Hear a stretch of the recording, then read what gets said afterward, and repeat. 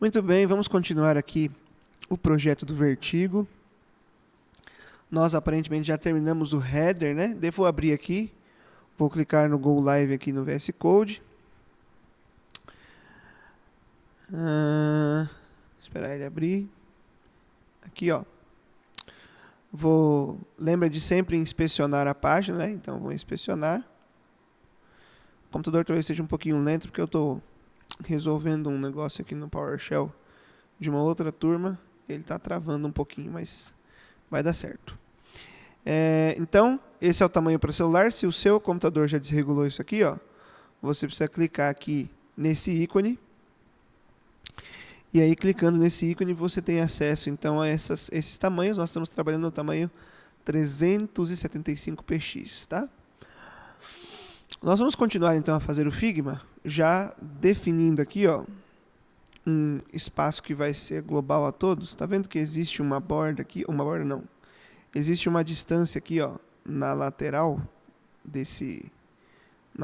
projeto, e também existe uma distância entre o header e a parte de baixo, né? Então o que eu vou fazer aqui, ó? Primeiro a gente vai colocar essa distância no header, ó. O header tem uma distância de 3.69 rem da parte de baixo. Então eu vou colocar 3.7, né? Então essa distância embaixo aqui, lembra que é margin bottom de 3.7 rem. Margin bottom de 3.7 rem, ó, já deu uma distanciada aqui. Aí a gente vai colocar aqui na página um padding aqui, ó, para ele ter aqui. Na verdade, a pessoa que fez isso aqui não colocou no centro, né, para facilitar a nossa vida. Ele está um pouco descentralizado, porque aqui o padding é 1.5, aqui é 1.44. Eu vou colocar 1.5 e a gente vê como fica. Só que esse padding, ó, o padding é em volta de todo o conteúdo do main, né? Então a gente vai selecionar primeiro o main aqui no CSS, ó. Vou colocar main. E aí para colocar padding só nas laterais é padding inline, né? Padding inline de 1.5 rem. Se a gente voltar lá na página, ó, temos aqui o nosso padding, essa distância na lateral aqui, que é justamente a distância que nós temos aqui, ó, na lateral do Figma, né? Beleza. Agora a gente precisa mexer nas propriedades desse H1 e desse P aqui, né? Primeiro vamos começar pelo H1. O H1 tem esse font size aqui, e a cor dele é uma cor diferente. E aí nós vamos começar a falar sobre cores agora, tá? Então, a gente viu lá no comecinho do ano, depois também, que a gente tem algumas maneiras de utilizar cor aqui no CSS, né? Tem, ó, para cores, deixa eu até escrever aqui, ó. A gente tem o nome da cor, a gente tem RGB, RGBA, hexadecimal, a gente tem HSL, tem HWB. HWB eu nem mostrei, HSL também não, né? Esses dois aqui eu não mostrei. Então nós temos muitas maneiras de trabalhar com cor. Preferivelmente a gente vai trabalhar sempre com hexadecimal. Mas nós não vamos aplicar a cor diretamente aqui dentro do elemento. A gente vai criar um lugar em que essas cores todas estarão, certo? Então, por exemplo, ó, a gente consegue utilizar aqui no CSS uma pseudoclasse, ou seja, uma pseudoclasse é uma classe que a gente não definiu lá no HTML, mas ela existe, né? Ela é uma classe que só vai existir no CSS, que é a classe root. Essa pseudoclasse root, e tem que ser assim mesmo que a gente escreve, ela se refere à tag HTML, tá? É como se tudo que eu escrevo para essa pseudoclasse root se aplicasse a tag HTML. E aqui dentro dessa classe root, root, nós podemos criar variáveis de cor. O que são variáveis? Se você lembrar lá do Python, né?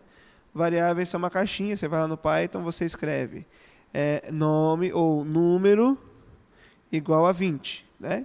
Então, o número é uma caixinha onde a gente vai guardar o valor 20, né? Então, toda vez que eu usar a variável número, por isso que você colocar print número, quem vai aparecer é o número 20, né? Então, a gente vai fazer a mesma coisa aqui no CSS. A gente vai criar uma variável que vai ser a cor. E toda vez que a gente usar essa cor, ou o nome dessa variável, a gente vai ter como resultado essa cor, tá? Por exemplo, eu poderia criar uma cor aqui, ó, chamada cor traço fundo, tá? E aí eu colocaria nela uma cor vermelha, por exemplo, ó, F00. Beleza. Aí, aonde eu usar essa cor, se a gente olhar no site, ó, nenhum lugar está vermelho. Agora, se eu vier aqui no main e colocar um background de var de variável, né? Que é traço, traço, cor fundo, ó. Agora, o fundo ficou vermelho, tá? Então, a gente cria a variável e a gente usa a cor através do nome da variável. Por que isso é interessante? Vou apagar isso aqui, que isso aqui você não precisava ter criado, tá? Era só um exemplo. Por que isso é interessante? Porque a gente consegue ter uma flexibilidade na hora de, por exemplo, se a gente usa uma variável aqui, eu vou usar essa variável em vários lugares. Se em algum momento eu quiser trocar essa cor, eu não preciso ficar caçando todos os lugares em que eu coloquei essa cor. Eu vou mudar a cor uma vez e a cor vai mudar para todos os lugares, certo? Então, em vez de eu ficar replicando o mesmo valor de cor em vários lugares aqui, eu vou criar a cor aqui na variável, vou criar uma variável para cor, e eu replico a variável em vários lugares, tá? A gente vai entender isso aqui melhor conforme a gente for fazendo, tá? Então, a primeira variável que a gente vai criar é essa variável aqui, ó, que é gray 800, tá? Então, eu vou criar aqui o seguinte, ó, eu vou colocar aqui, ó, traço, traço, gray, traço, traço, quer dizer, traço, traço, não. A gente sempre começa a variável aqui com traço, traço, tá? Então, traço, traço, gray, traço 800, e a cor gray 800 se refere a esta cor aqui, ó. Hashtag 1E293B, tá? Você sabe que funcionou se você colocar um ponto e vírgula e aparecer a corzinha aqui na frente, tá? Isso significa que funcionou. Inclusive, existe até uma extensão legal aqui para a gente colocar, que é a extensão Color Highlight, ó, Color Highlight, que ela vai colocar em volta do nome da cor aqui, ó, ela coloca a cor. E como o meu tema é mais escuro, não dá pra gente ver aqui. Se eu colocasse aqui um vermelho, ó, red. Ó, tá vendo que todo o texto da cor fica vermelho? Então, essa Color Highlight faz isso. Se você quiser instalar ela, você pode instalar, tá? Beleza. E agora, o que a gente vai ter que fazer? Essa cor, Gray 800, é a cor do H1, né? Então, a gente vai fazer o seguinte, ó. Eu vou colocar aqui, no CSS, ponto descrição, descrical, H1, tá? O que isso vai fazer? Eu vou selecionar apenas o H1 que está dentro da seção que tem a classe descrição, tá? Então, estou dizendo aqui, ó, de dentro de ponto descrição, selecione para mim o que tiver de H1. Só tem um H1, né? Então, a gente só vai selecionar esse primeiro aqui. E aí, a primeira coisa que a gente vai fazer para ele, então, é o color, que vai ser var, color é a cor do texto, né? Gray, traço 800, beleza? Essa é a cor do H1. Claro que se a gente voltar aqui, a diferença é muito mínima, tá? Talvez no seu computador você consiga reparar mais, porque essa cor é bem escura mesmo, né? Mas já faz uma diferença, ó. E a gente pode aqui, ó, já ver que existe uma distância aqui, ó, entre o H1 e o P, né? De 1 aqui, ó, esse 1 aqui. Então, o que a gente pode fazer aqui no H1? A gente pode colocar um margin bottom de 1 rem. Olha só, que é uma distância embaixo, né? Então, a gente cria aqui no H1 um espaço embaixo entre ele e o parágrafo. Beleza. Também vou mexer aqui, ó, nesse texto, tá? Esse texto tem uma outra cor, ó, gray 600, tá? Então a gente vai criar de novo lá no root, ó. Traço, traço, gray, traço 600. Aí eu vou copiar aqui, ó. O gray 600 é 475569. Não esquece de colocar ponto e vírgula no final, hein? Tá? E aí agora eu preciso selecionar o P, né? O P, uma coisa que eu não mexi foi no font size do H1, ó. O font size do H1 é 1.5625 rem. Então aqui no H1, font size 1.5625 rem.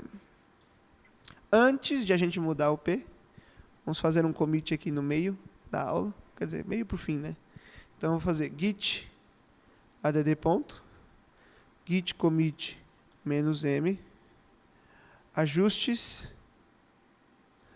da section descrição. E faz um git push aí, ó, para enviar isso pro GitHub.